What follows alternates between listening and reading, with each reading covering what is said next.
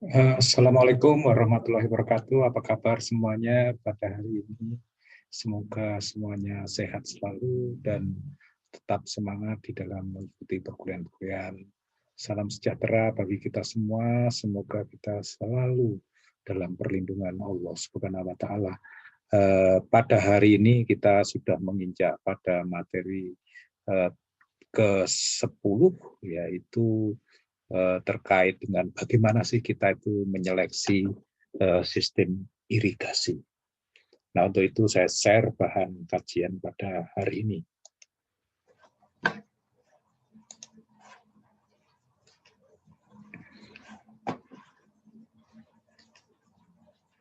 Seperti sudah saya sampaikan tadi, bahan pada hari ini adalah seleksi sistem irigasi. Nah, sebenarnya seleksi sistem irigasi ini metodenya banyak yang telah dikembangkan. Kalau kalian melakukan browsing di internet, tentunya ini hanya salah satu bagian cara melakukan seleksi sistem irigasi. Baik, apa yang diharapkan di dalam pertemuan kali ini atau perkuliahan kali ini, yaitu pertama bahwa Anda diharapkan mampu menjelaskan dasar-dasar seleksi sistem irigasi. Kemudian kalau sudah mampu menjelaskan, kemudian bisa mendiskusikan lingkup seleksi sistem irigasi dan mempraktekkan proses seleksi sistem irigasi secara bertanggung jawab.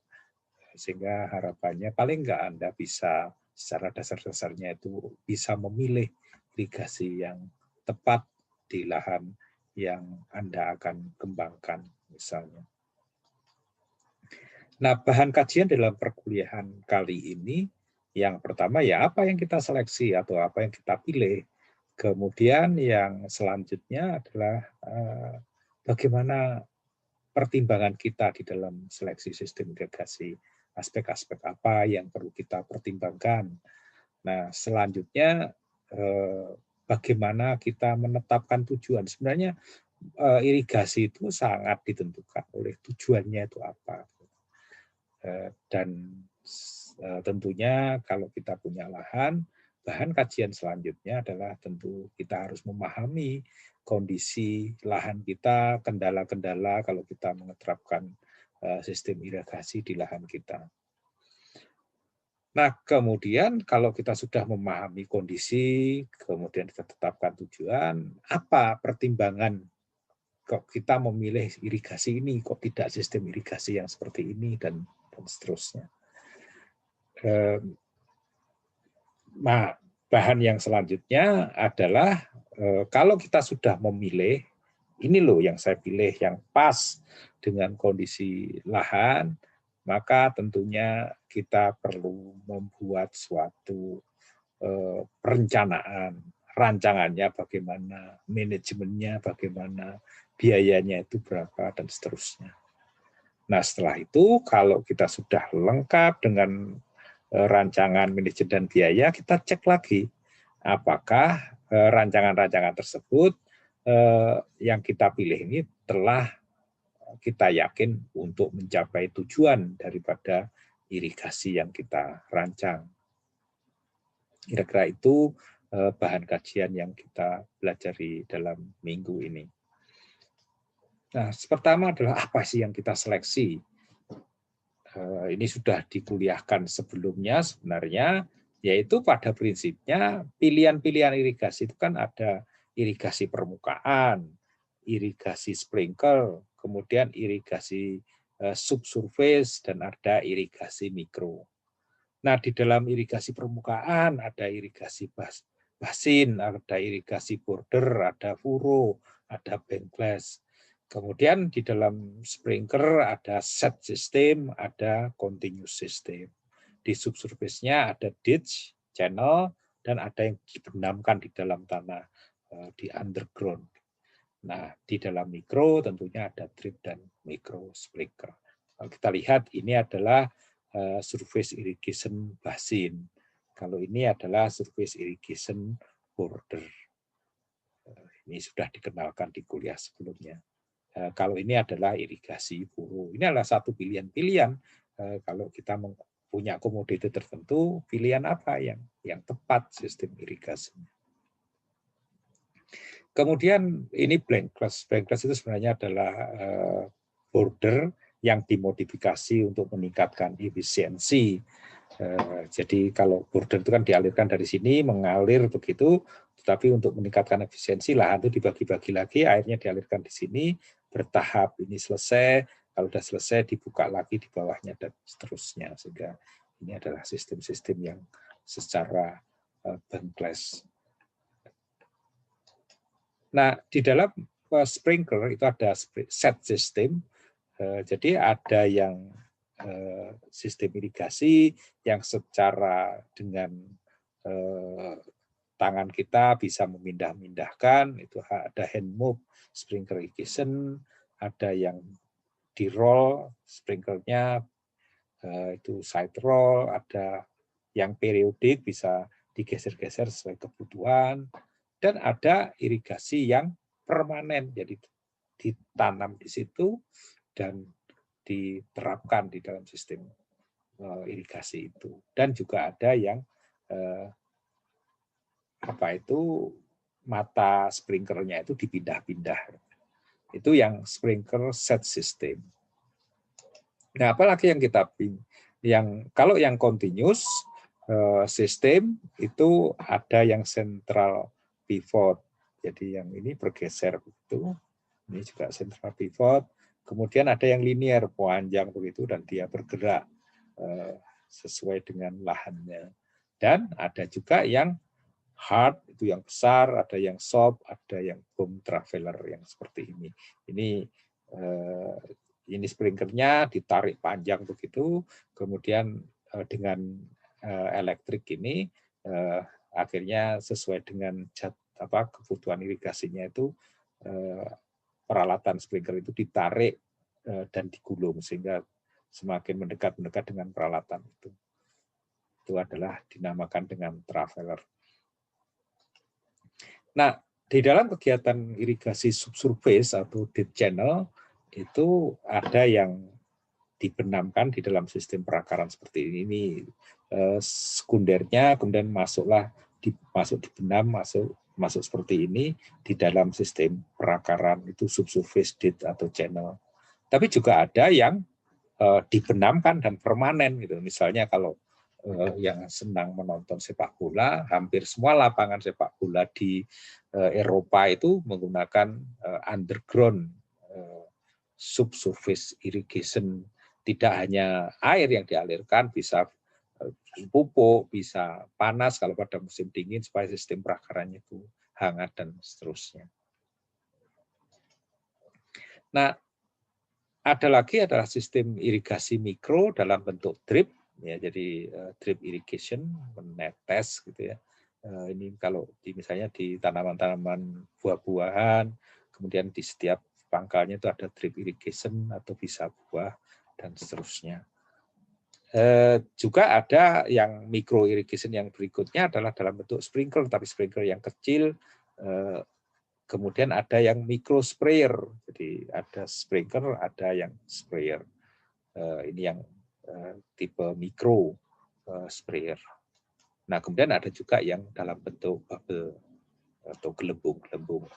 Ini adalah pilihan-pilihan di dalam kita melakukan irigasi.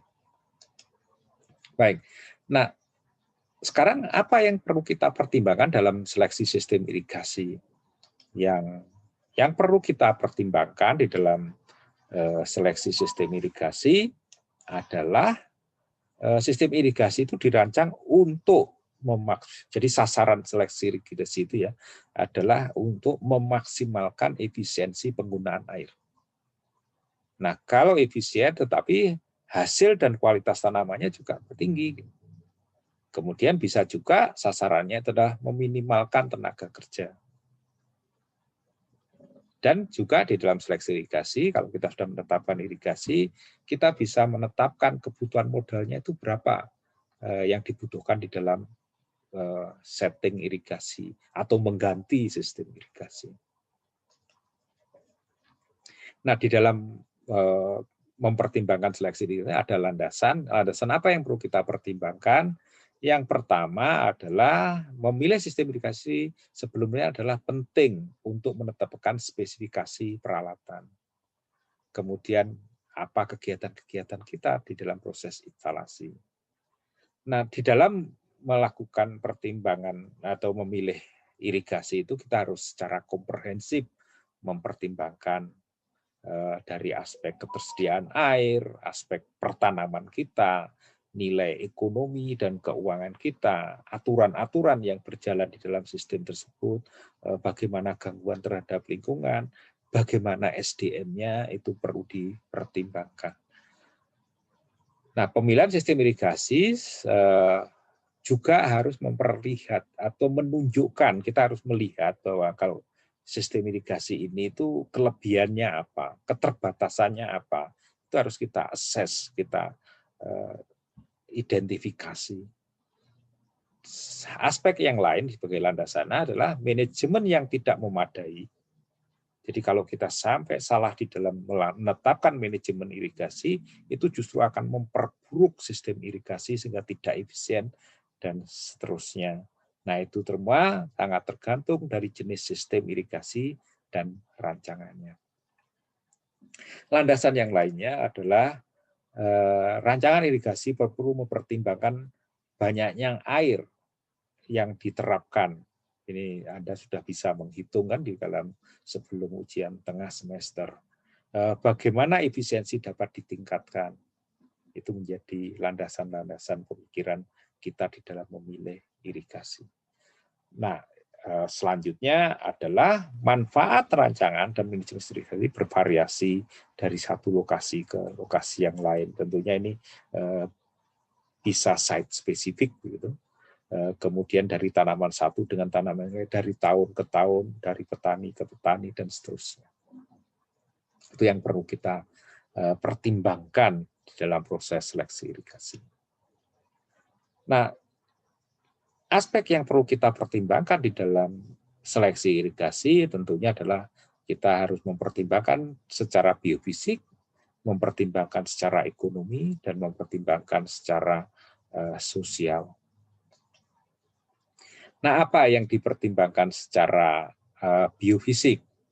Yang pertama ya tentunya kita mengusahakan pertanian, ya tanaman apa yang kita tanam, praktek budidayanya bagaimana, jarak tanamnya, dan seterusnya. Ini menjadi pertimbangan kita untuk memilih irigasi yang pas dengan tanaman yang kita usahakan. Nah, tentunya yang kedua, di dalam memilih irigasi, pertimbangannya adalah tanah. Bagaimana teksturnya, bagaimana kedalamannya, bagaimana keseragamannya di dalam antar peta dan sebagainya. Ini tentunya akan menentukan berapa daya kapasitas lapang misalnya, dan menentukan berapa kedalaman aplikasi irigasi yang kita berikan. Yang selanjutnya adalah tentunya infiltrasi. Ini akan menentukan berapa aplikasi daripada irigasi supaya tidak melebihi daripada infiltrasi tanah. Selanjutnya adalah apakah ada permasalahan salinitas, apakah ada gangguan-gangguan drainase, kemudian bagaimana tanah itu untuk menahan beban, terutama kalau misalnya kita menggunakan sprinkler irrigation yang beban rodanya itu berat dan sebagainya, bagaimana dampak kerusakannya. Nah, aspek fisik yang lainnya adalah yang perlu kita pertimbangkan adalah iklim, curah hujannya gimana, suhunya, penyinaran matahari, pengaruh anginnya bagaimana, kondisi itu akan menentukan pilihan kita di dalam menentukan irigasi.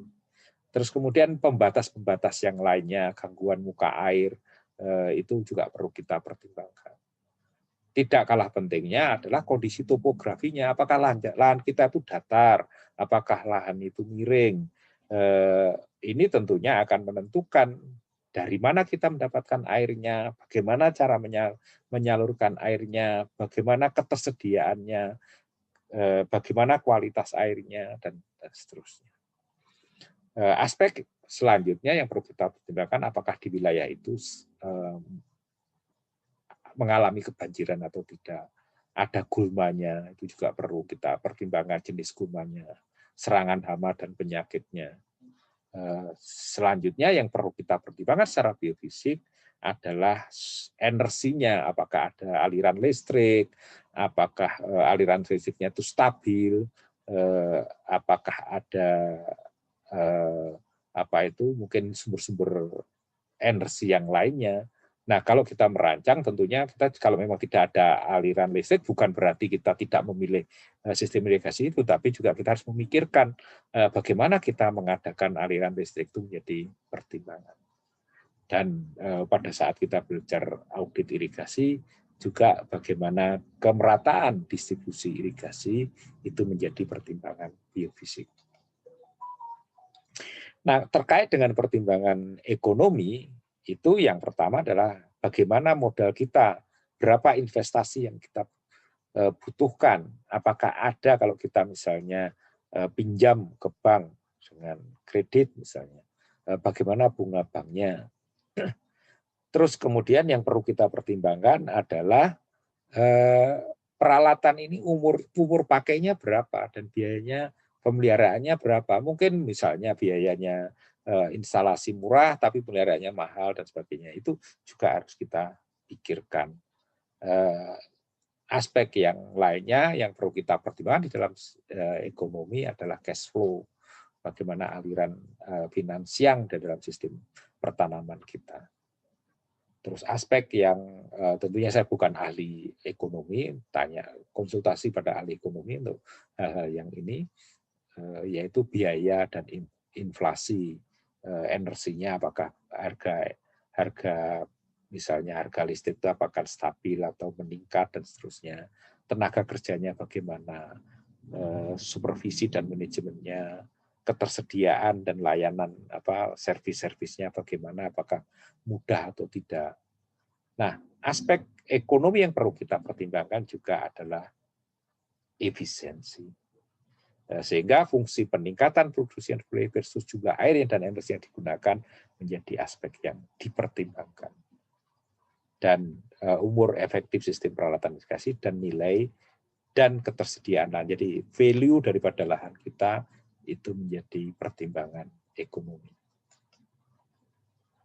Dari aspek pertimbangan sosial adalah terkait dengan politik pemerintah daerah terutama dalam memberikan dukungan atau kerjasama supaya pengembangan ini tidak terhambat karena terkait dengan investasi dan sebagainya. Kemudian apakah ada tenaga kerja yang mengoperasionalkan? Kalau memang tidak ada, kita kenali kendala-kendala kenapa kok tidak ada. Kalau misalnya ada kendala-kendala itu kita lakukan pelatihan supaya keandalan tenaga kerja di dalam mengoperasikan irigasi itu dapat lebih baik.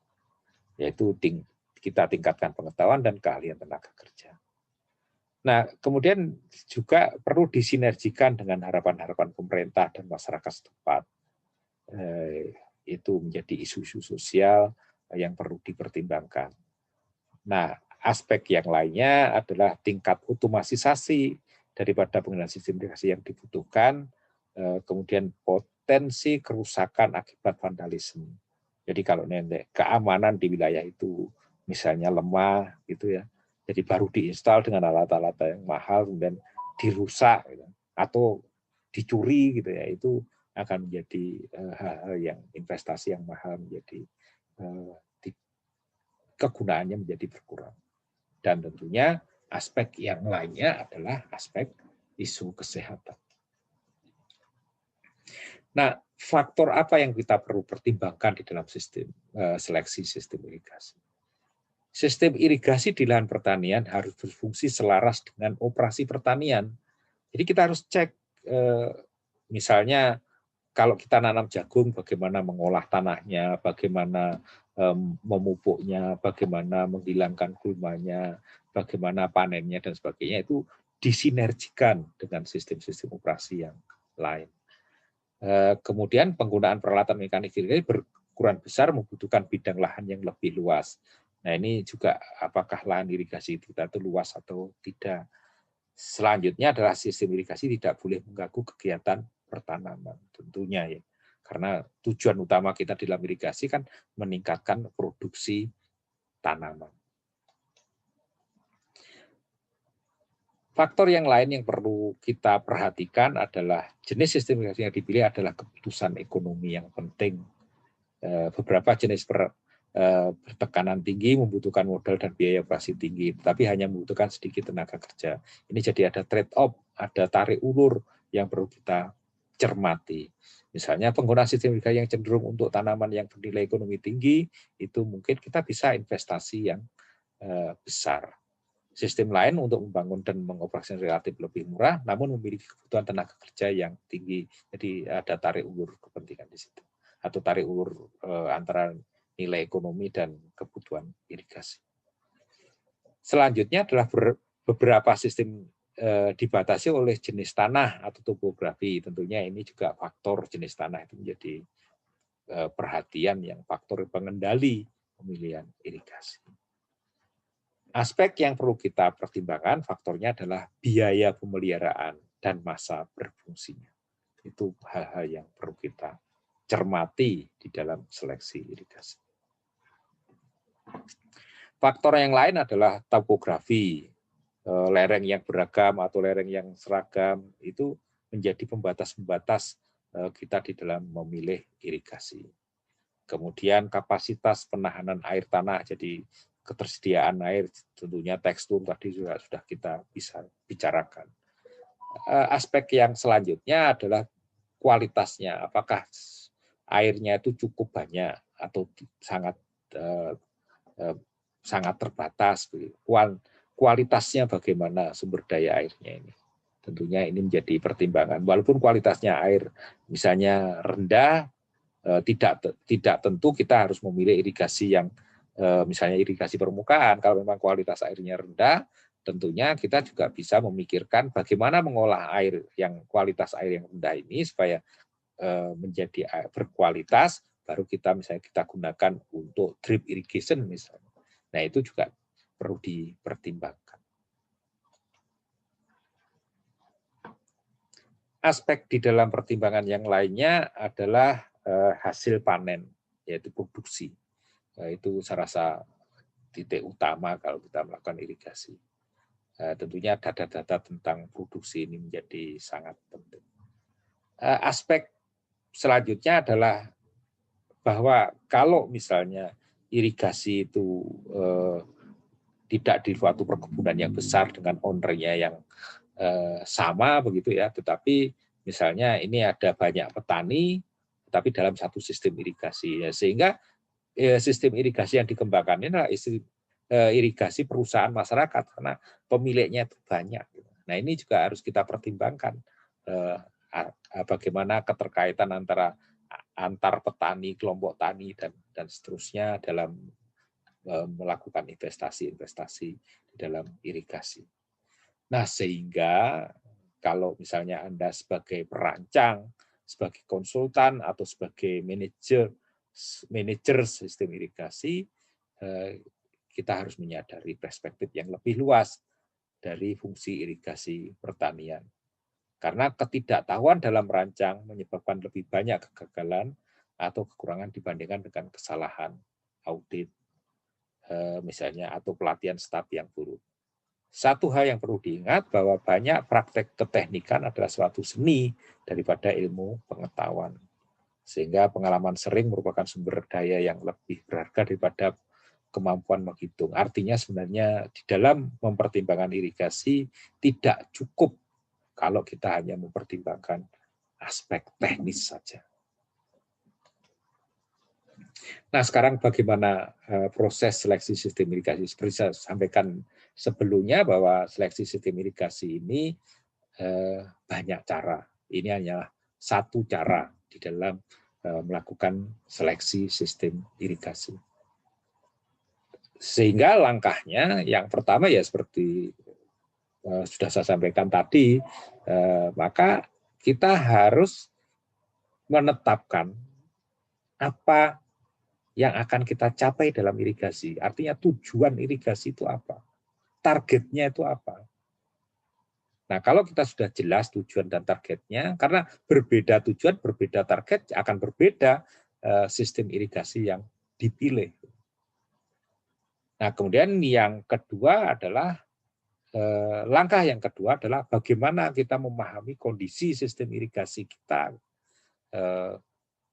Setelah kita sudah memahami kondisi lahannya, kondisi lingkungannya, langkah yang ketiga adalah apa yang harus dipertimbangkan dalam sistem irigasi. Karena ini pertimbangan, namanya seleksi, ya yang diseleksi itu harus lebih dari satu. Nah, dalam bahan kuliah ini paling tidak kita memilih 3 sistem irigasi, baru kita pilih gitu dengan pertimbangan-pertimbangan di langkah yang ketiga. Nah, kalau kita sudah memilih, jadi pada langkah ketiga itu kita menetapkan satu pilihan atas pertimbangan-pertimbangan objektif.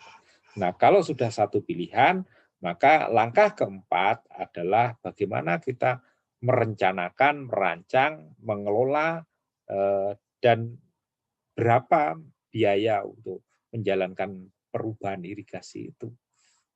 Itu dari apa yang sudah kita pilih tadi. Nah, kemudian langkah kelima adalah apakah keputusan pemilihan kita itu dikembalikan lagi, apakah sudah fits untuk mencapai tujuan irigasi dan target-targetnya. Nah, sehingga penetapan tujuan dalam sistem seleksi irigasi itu yang pertama, langkah pertama apa yang dibutuhkan dicapai dalam sistem irigasi, yaitu langkah pertama, langkah satu-satu, apa tujuan dan sasaran yang akan dicapai dalam investasi irigasi. Sehingga kita perlu memahami macam tujuan dan sasaran, baik ekonomi, pertimbangan lingkungan, sosial, dan kombinasi dari faktor-faktor ini. Tujuan ekonomi dapat fokus pada peningkatan produksi tanaman untuk mencapai hasil yang lebih baik sekaligus mengurangi input tenaga kerja. Tujuan sosial mungkin bisa kita tetapkan. Tujuan lingkungan bisa. Kalau kita sudah menetapkan tujuan, maka langkah selanjutnya apakah investasi ini konsisten dengan bisnis jangka panjangnya. Karena ini adalah investasi. Tentunya bisnis jangka panjangnya bagaimana di dalam memilih irigasi. Ini adalah contoh sasaran di dalam irigasi, misalnya mengurangi penggunaan air agar biaya tagihan, misalnya kalau ini airnya itu bayar, nah, tentunya kan ada tagihan. Kalau terlalu boros kan tagihannya akan tinggi. Itu misalnya. Target yang selanjutnya misalnya mengurangi penggunaan air agar air yang terbatas dapat dimanfaatkan lahan yang lebih luas. Atau sasaran yang lainnya mengurangi kebutuhan tenaga kerja. Jadi proses irigasi itu tenaga kerjanya banyak. Supaya tidak terlalu banyak membutuhkan tenaga kerja, diotomatisasi misalnya. Atau mungkin losses-nya itu tinggi gitu. Jadi dalam rangka untuk mengurangi kehilangan air dan untuk bagaimana menyimpan air dan mencegah pencemaran sungai misalnya. Itu ya silakan Anda menetapkan tujuan-tujuan tergantung kepentingan pengembangan irigasi. Nah, kalau kita sudah clear, sudah jelas tujuan irigasinya, maka kita mencoba memahami kondisi dan kendala sistem irigasi yang akan diterapkan. Apa yang perlu kita cermati di dalam memilih irigasi adalah yang pertama, bagaimana kondisi sistem irigasi saat ini. Bagaimana kondisi lahan pertanian saat ini dan apa kendalanya. Seberapa baik kinerja sistem irigasi saat ini, kita minggu yang lalu sudah belajar tentang audit irigasi. Sehingga kalau kita di 3 aspek ini ada peluang, melihat peluang dan hambatan untuk apakah ini cukup diperbaiki atau kita memutuskan untuk mengganti sistem yang baru agar lebih efisien untuk mencapai tujuan tadi. Nah, bagaimana kondisi lahan saat ini? Nah, tentunya yang pertama adalah kita lihat sebaran jenis tanah. di lahan pertanaman yang kita akan tanami. Nah, ini bisa melalui survei tanah, dianalisis dengan GIS dan seterusnya.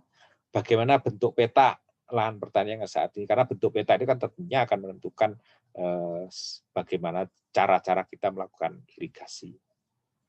Misalnya kalau border itu petanya persegi, kalau central pivot itu bisa memutar dan seterusnya. Kemudian yang pertimbangan yang selanjutnya di dalam melihat kondisi lahan itu apakah ada penghambat fisik yang lainnya, ada batuan, ada misalnya kerakal atau ada saluran yang dalam dan sebagainya, itu perlu diidentifikasi. Yang selanjutnya, apakah di lahan irigasi itu ada pepohonan? Misalnya kalau kita menggunakan misalnya yang permanen, irigasi yang sprinkler permanen yang panjang itu ada pohon kan juga nggak bisa bergerak, terhambat oleh pohon itu. Apakah pohonnya ini boleh ditebang atau tidak, itu menjadi pertimbangan. Selanjutnya adalah bagaimana kondisi topografinya, apakah datar, bergelombang, berbukit, ini perlu diidentifikasi sehingga perlu ada pemetaan lahan yang kita rancang di dalam sistem irigasi tersebut. Nah, yang bagian yang kedua adalah apakah di lahan memungkinkan mendapat akses listrik. Jadi itu menjadi pertimbangan. Kalau tidak, tentunya kan kita harus order ke PLN misalnya untuk mendapatkan akses listrik. Ini contoh-contoh kalau pompa itu belum 2 kilowatt dan sebagainya. Sehingga kalau kita sudah tahu sistemnya itu, tentunya kita bisa mengkalkulasi berapa kebutuhan listrik yang semestinya harus diadakan. Dan tentunya juga anggaran. Nah, yang aspek yang selanjutnya yang perlu kita lihat di dalam aspek lahan itu, apakah memungkinkan air itu didrainase melalui alir permukaan. Ini juga menjadi pertimbangan. Drainase yang baik penting untuk menghindari gangguan air di sekitar tanaman. Aspek yang lainnya, bagaimana kondisi lahan yang perlu kita lihat adalah apakah memungkinkan drainase air melalui aliran bawah di permukaan tanah, drainase dalam. Kemudian aspek yang ke-9, tentunya dari mana sumber airnya. Kalau tahu-tahu kita sudah rancang investasi mahal, nggak ada airnya ya itu percuma. Apakah debitnya cukup? Yang kita cek lagi bagaimana kualitas airnya. Nah, selanjutnya kita perlu melihat apakah ada isu-isu eksternal atau isu-isu daerah tangkap yang perlu dipertimbangkan. Pengendalian perencanaan pekerjaan tanah, vegetasi yang tersedia di lahan bagaimana memanage limbah pertaniannya, bagaimana mengembangkan irigasi yang baru, apakah ada bendungan, apakah kita perlu menyediakan bendungan supaya ada tampungan air yang bisa menjamin kecukupan irigasi.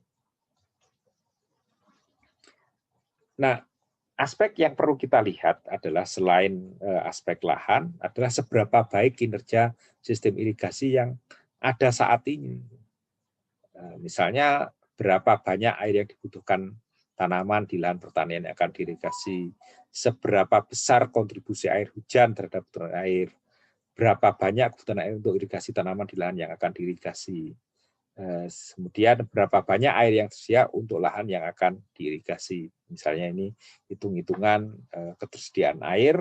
Nah, dari situ kita bisa melihat kalau air irigasinya itu 300 hektar, maka intensitas irigasinya bisa kita 11 megaliter per hektar. Nah, sehingga itu menjadi pertimbangan kita, ketersediaan air dikaitkan dengan kebutuhan air.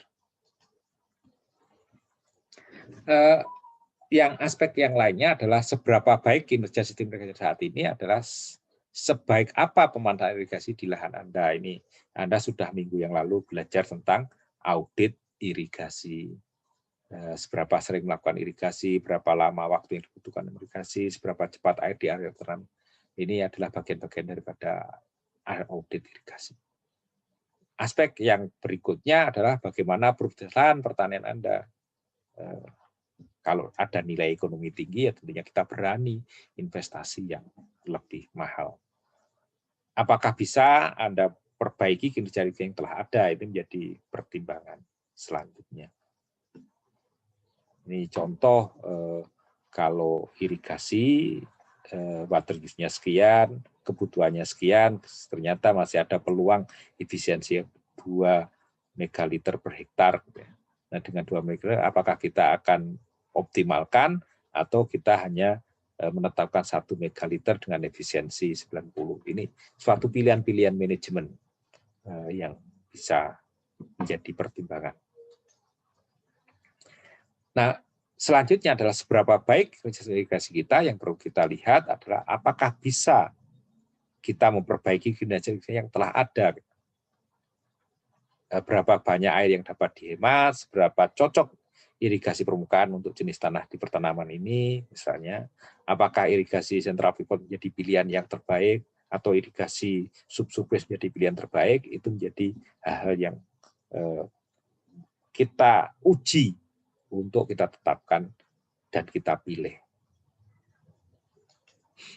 Nah, baru kita setelah itu dari tadi misalnya kita ada misalnya ada sistem irigasi yang sudah berjalan seperti A misalnya, kemudian kita memberikan alternatif pilihan kedua, ada alternatif pilihan ketiga. Nah, baru kita pertimbangkan di dalam memilih macam irigasi. Ini sebagai contoh misalnya kalau ini ada kebun nanas di Gretchen Pineapple, jadi ini lahan yang sangat luas gitu ya. Kemudian ini adalah kebun nanasnya, kemudian ada kendala sebenarnya karena tanahnya itu karena tanah yang liat, sehingga infiltrasinya itu lemah, sehingga sering terjadi genangan gitu ya. Dan ini adalah peta sebaran lahan yang luasnya relatif sekitar berapa ini, sekitar 60.000 hektar gitu ya. Dan warna-warna ini menentukan perbedaan daripada teksturnya. Jadi ini adalah kandungan-kandungan teksturnya pada perbedaan lahan, sehingga lahannya itu relatif juga ada keragaman di dalam tekstur tanah. Ini kira-kira gambaran teksturnya di tanahnya adalah tanah ultisol misalnya di Gretchen Pineapple tersebut.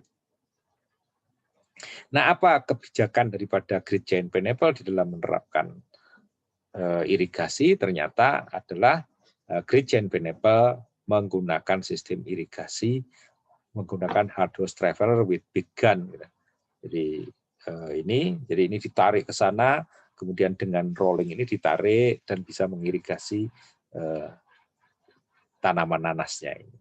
Ini adalah contoh-contoh operasional di lapangnya. Nah, pertanyaannya adalah apakah ini sudah yang terbaik pilihan ini? Nah, tentunya mungkin teman-teman ada ide. Oh, sebenarnya enggak loh, ini sebaiknya kalau saya nanam nanas ini sebaiknya irigasinya adalah misalnya sistem irigasi yang lain. Nah, itu alternatif-alternatif itu paling enggak dengan membaca literatur juga di bahan kuliah ini paling enggak ada referensi gitu pilihan-pilihannya, walaupun tidak lengkap. Anda bisa browsing di internet macam-macam irigasi yang mungkin efektif. Mungkin Anda akan memutuskan tidak, ini harus perlu diganti. Nah, untuk memutuskan diganti ini kan harus memilih apakah tetap dipertahankan ini atau ide kita untuk mengganti. Nah, untuk melakukan itu tentunya perlu ada langkah-langkah. Yang pertama adalah apa kelebihan dan kekurangan daripada sistem irigasi yang ada, dan biayanya bagaimana dengan perbedaan irigasi tadi. Kemudian langkah yang kedua adalah bagaimana pilihan tersebut sesuai dengan tujuan dasarnya yang telah ada, yang kita tetapkan. dan kesesuaian dengan kondisi lahan pertanian kita. Karena itulah pertimbangannya. Ini adalah contoh perbandingan berbagai jenis sistem irigasi. Kalau irigasi permukaan, biaya modalnya bagaimana, biaya pompanya bagaimana, persyaratan tenaga kerjanya bagaimana, efisiensi aplikasinya, bagaimana keseragaman aplikasinya, bagaimana potensi kehilangan airnya bagaimana, dan kira-kira itu sesuai dengan pada kondisi yang seperti apa.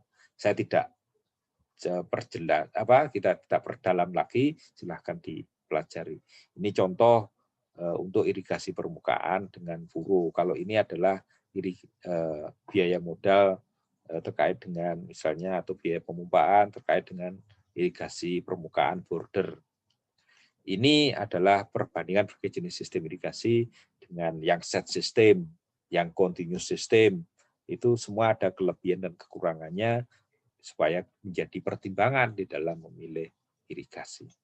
Ini continuous system, ini yang di bawah juga continuous system pada sprinkler yang berbeda. Ini juga continuous system dengan sprinkler linear dan lateral move. Itu misalnya biayanya itu sedang sampai tinggi, kemudian kehilangannya bisa penguapan, limpasan, dan bila pemberian irigasinya melebihi daripada infiltrasi dan sebagainya. Jika dirancang dengan benar, kemungkinan irigasi efisien dan konsisten dengan tenaga kerja yang minimum. Paling cocok untuk areal pertanaman yang luas dengan kebutuhan air yang tinggi dan atau bernilai, jadi tanaman kita bernilai tinggi, itu mungkin sprinkler linear jadi pilihannya. Kurang sesuai untuk yang tidak datar lahannya. Ini untuk irigasi mikro, ini pilihan untuk irigasi mikro atau bisa subsurface-nya, bisa subsurface drip irrigation. Itu menjadi pilihan-pilihan. Ini contoh yang lain membandingkan tipe irigasinya apa, kelebihannya apa, kekurangannya apa, itu menjadi informasi-informasi yang bisa kita pahami dan kita gunakan untuk menetapkan memilih sistem irigasi. Ini contoh juga perbandingan dari berbagai tipe irigasi, misalnya efisiensinya berapa, biayanya itu kira-kira berapa, ini dengan, karena ini bahan ini dari Australia gitu ya, bahan kuliah ini, sehingga ini dolarnya adalah dolar Australia. Kemudian kebutuhan tekanannya, bisa enggak dengan untuk vertigation, gitu, keberlanjutannya dan seterusnya. Sekarang ini ada pertimbangan-pertimbangan yang perlu dicermati di dalam seleksi irigasi. Nah, setelah kita memiliki informasi yang cukup, maka kita mulai memilih sistem irigasi yang ditetapkan dari informasi-informasi yang dari tabel 1 tadi, kemudian kita gunakan pertimbangan di tabel 32 nanti di PowerPoint selanjutnya. Nah, lalu di tabel 2 itu baru kita lakukan assessment di setiap poin yang pertimbangan tadi. Oh, ini tidak relevan. Oh, ini sesuai loh. Oh, ini tidak sesuai dengan kondisi yang seperti ini. Kemudian, oh, saya kurang bisa memutuskan, masih butuh lebih banyak informasi. Nah, dengan mengisi lembar ini, jadi ini pertimbangannya, ini pilihan-pilihan irigasinya, jadi pilihan 1, pilihan 2 kita nilai semuanya, dan kita beri komentar, dan kebutuhan informasi lanjutannya apa. Nah, dari sini, kalau banyak sesuai dan sedikit tidak sesuai, maka itulah yang kita pilih. Nah, sehingga dari kasus misalnya di Gradient Pineapple tadi, dari proses itu, apakah nantinya kita tetap mempertahankan yang tadi, vegan tadi, atau mungkin perlu ada perombakan sistem irigasi untuk investasi yang baru. Nah, setelah itu kalau sudah kita pilih tadi, maka kita tetapkan, kita putuskan menjadi satu sistem irigasi yang direkomendasikan. Nah, setelah kita rekomendasikan, maka kita perdalam lagi untuk membuat perencanaan, perancangan, kemudian bagaimana manajemennya dan berapa cost-nya. Nah, untuk itu, misalnya kalau pilihan kita adalah border irigasi permukaan, maka rancangannya mengikuti berikut. Kalau sprinkler, maka rancangannya, pertimbangan-pertimbangan yang kita lihat di dalam rancangan berbeda dengan yang border. Kalau kita milih subsurface atau mungkin irigasi mikro, pertimbangannya akan beda lagi. Ini adalah misalnya kalau untuk perencanaan irigasi permukaan, apa yang harus kita pertimbangkan untuk perancangan dan manajemennya.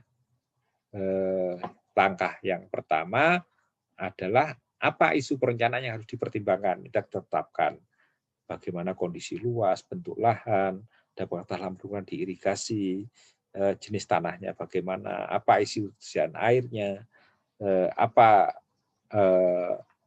isu-isu daerah tangkapan yang perlu dipertimbangkan dan sebagainya, itu kita identifikasi kalau di dalam irigasi permukaan. Kemudian apa kebutuhan yang perlu dipertimbangkan dalam tahap perencanaan, berapa kebutuhan biaya irigasi, bagaimana mengelola atau memanage sistem irigasi, itu perlu ada deskripsi yang jelas sehingga lebih operasional di lapangan. Kemudian kalau irigasi permukaan, hal yang perlu diperhatikan dalam perancangan itu adalah irigasi permukaan adalah sistem irigasi gravitasi, di mana air didistribusikan ke seluruh permukaan tanah. Idealnya tanah tersebut agak miring atau cukup datar agar dapat didistribusikan sehingga bisa diperoleh efisiensi yang lebih tinggi. Nah, ini cocok untuk tanaman yang jarak dekat kalau irigasi permukaan dengan akar yang dalam, misalnya padi sawah itu kelihatannya pas cocok dengan irigasi permukaan dengan border. Kemudian irigasi permukaan ini komponennya kayak Anda sudah belajar di sistem irigasi, kesediaan airnya, mengalurkannya, menyampaikan ke lahan, pengkebutuhan air, dan drainasenya. Agar sistem yang lengkap dapat bekerja dengan baik, masing-masing harus bekerja secara bersama-sama menuju tujuan dalam meningkatkan produksi yang optimum tadi. Ini yang perlu dideskripsikan di dalam perancangan sistem irigasi permukaan. Ini contoh di langkah ketiga, 4.3, itu berapa kebutuhan biayanya. Jadi dihitung untuk surveinya dan sebagainya, sehingga ada hitungan-hitungan kebutuhan biaya. Ini juga contoh yang lain, aspek-aspek apa yang perlu dipertimbangkan dalam menentukan kebutuhan biaya. Nah, setelah kita perancangan adalah kita memikirkan bagaimana memanage sistem irigasi. Untuk memanage sistem irigasi secara border, maka aspek yang perlu kita pertimbangkan adalah berapa laju air di dalam irigasi. Jadi debitnya itu berapa. Kapan memberikan jadwal irigasinya. Berapa banyak air yang diberikan, berapa lama air dialirkan. Bagaimana seharusnya mengelola air yang drainase. Bagaimana seharusnya irigasi itu dipelihara. Saya rasa ini adalah bagian-bagian daripada manajemen. Tentunya apakah kita perlu otomatisasi dan sebagainya. Itu perlu didiskusikan di bagian ini. Kalau di dalam perancangan irigasi sprinkler, maka aspek yang perlu dipertimbangkan adalah ya sama, apa isu perencanaan yang harus dipertimbangkan, apa kebutuhan yang perlu dipertimbangkan dalam tahap perancangan, berapa kebutuhan biaya, dan bagaimana mengelolanya. Jadi aspek-aspek ini untuk perancangan yang perlu dilihat bagaimana kondisi luas, lahan yang dapat diirigasi, misalnya kalau kita milih center pivot, bentuk lahan bagaimana yang bisa diirigasi, dapatkah alat lahan bergelombang diirigasi dengan center pivot, misalnya kalau pilihannya itu. Jenis tanah apa yang sesuai dengan center pivot, misalnya. Apa isu suksesian air, ini perlu dideskripsikan dan dicermati. Untuk dalam tahap perancangan yang perlu diperhatikan ini ada 9 hal, tidak saya sampaikan satu persatu gitu ya. Misalnya apakah sumber listriknya itu dari diesel, dari genset, atau dari aliran listrik PLN misalnya, itu perlu ada deskripsi dan di dalam perancangan. Nah, kalau terkait dengan berapa kebutuhan biaya, tentunya berapa kebutuhan biaya untuk ini. Ya, tentunya kita harus tahu dalam sistem irigasi itu butuh komponen apa saja, peralatannya apa saja. Dari situ kita setiap komponen kita tahu harganya, kemudian kita bisa menghitung berapa biaya itu. Dan juga selain biaya instalasi, juga bagaimana biaya mengoperasionalkan sistem itu. Karena misalnya kalau dengan central pivot, mungkin perlu ada saringan irigasi. Saringan irigasinya bagaimana menyaringnya, bagaimana membersihkannya, bagaimana mengoperasionalkan, itu menjadi pertimbangan-pertimbangan. Kalau di dalam memanage, itu tentunya bagaimana kita mengelola tanamannya, bagaimana mengelola jalur rodanya, sehingga jarak tanam tanaman itu perlu kita pertimbangkan untuk jalur rodanya ini, supaya tidak menyebabkan kerusakan tanaman yang lebih banyak.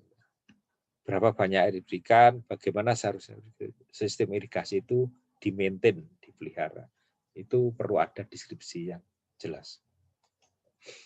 Nah, kalau kita memilih perancangan subsurface irigasi, maka aspek yang perlu dilihat adalah sama isu perencanaan yang dipertimbangkan, kebutuhan yang perlu dipertimbangkan, jadi kebutuhan di dalam perancangan, biaya, dan bagaimana memanagenya. Namun demikian item-itemnya berbeda dengan misalnya irigasi dengan permukaan tadi.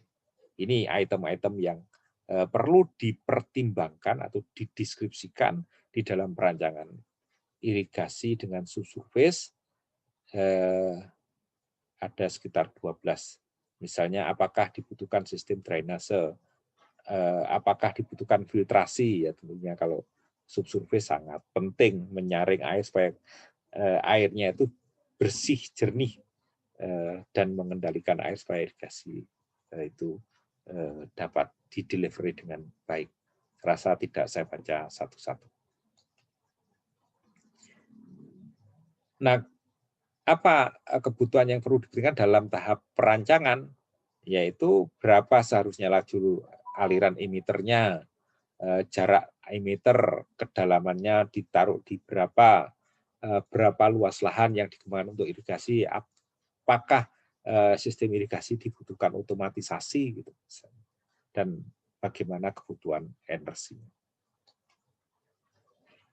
Nah, di dalam kaitannya dengan kebutuhan biaya, kita harus melihat suppliernya dari peralatan irigasi itu di mana, siapa, bagaimana tentang harganya, berapa biaya modal yang harus diinvestasikan. Ini kira-kira 8.950 per hektar gitu ya, kalau Australia. Dan berapa biaya yang dibutuhkan untuk mengoperasikan, bagaimana antara trade-off antara biaya instalasi dan operasional, dan berapa nilai keuntungannya. Ini contoh-contoh hitungan terkait dengan biaya.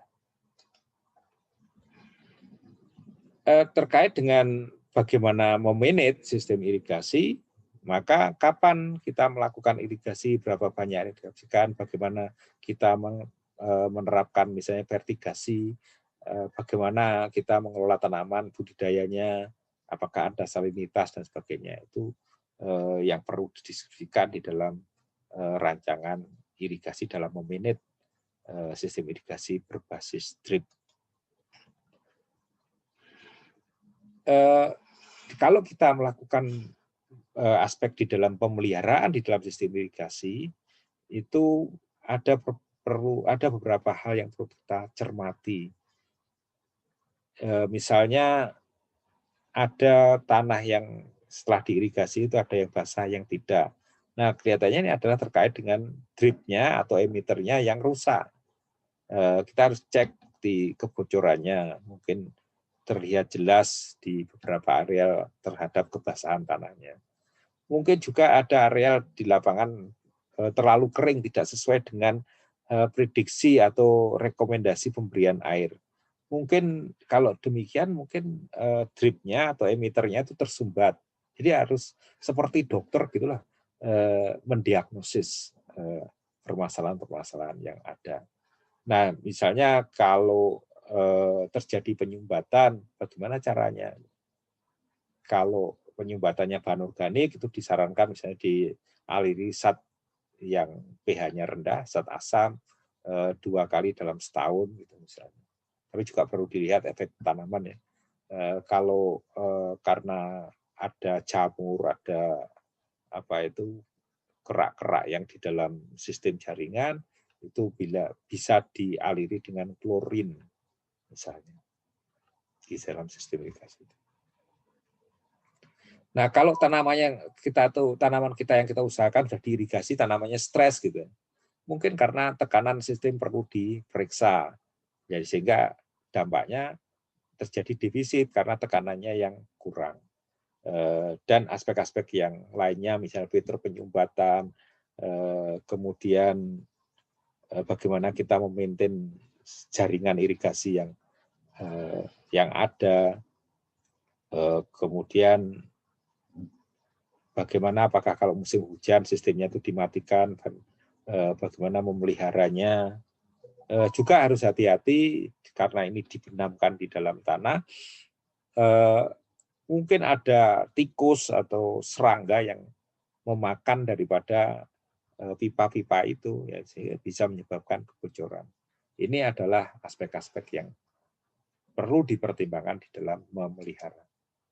Ini kemudian bagaimana cara menginstalasinya, mulai dari filternya, mulai dari membuat saluran primer dan sekundernya diinstalasi di dalam, kemudian kalau sudah di lahan, itu misalnya ini adalah pipanya, dimasukkan dengan traktor begini, masuk dan dibenamkan gitu ya.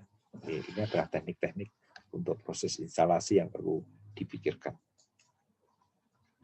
Akhirnya adalah pada penetapan pilihan untuk capaian tujuan, maka kita panggil lagi data-data yang ada, apakah investasi irigasi sudah sesuai dengan tujuan.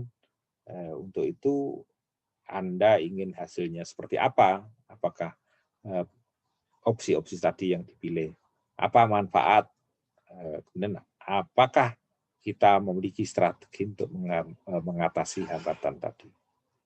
Dan kita cek apakah telah mempertimbangkan semua risiko terkait dengan pilihan kita. Ini adalah aspek-aspek poin-poin kalau kita memilih saluran terbuka, irigasi terbuka, ini kira-kira yang menjadi pertimbangan untuk mengecek apakah sesuai dengan tujuan. Ini adalah informasi-informasi yang bisa dimanfaatkan untuk mengecek lagi apakah sesuai dengan tujuan atau tidak. Nah, sehingga dari situ secara overall apakah investasi ini kita bisa memutuskan sesuai nggak dengan tujuan yang telah ditetapkan. Ini untuk border, ini untuk center pivot, ada perbedaan pertimbangan, kemudian ini untuk subsurface irrigation yang perlu dipertimbangkan di dalam mengecek lagi apakah sesuai dengan tujuan atau tidak. Serasa itu yang bisa kami sharing, semoga bermanfaat dan tetap semangat dalam belajar irigasi. Banyak aspek yang perlu lebih diperdalam lagi, dan serasa selamat berkarya, dan saya akhiri. Assalamualaikum warahmatullahi wabarakatuh.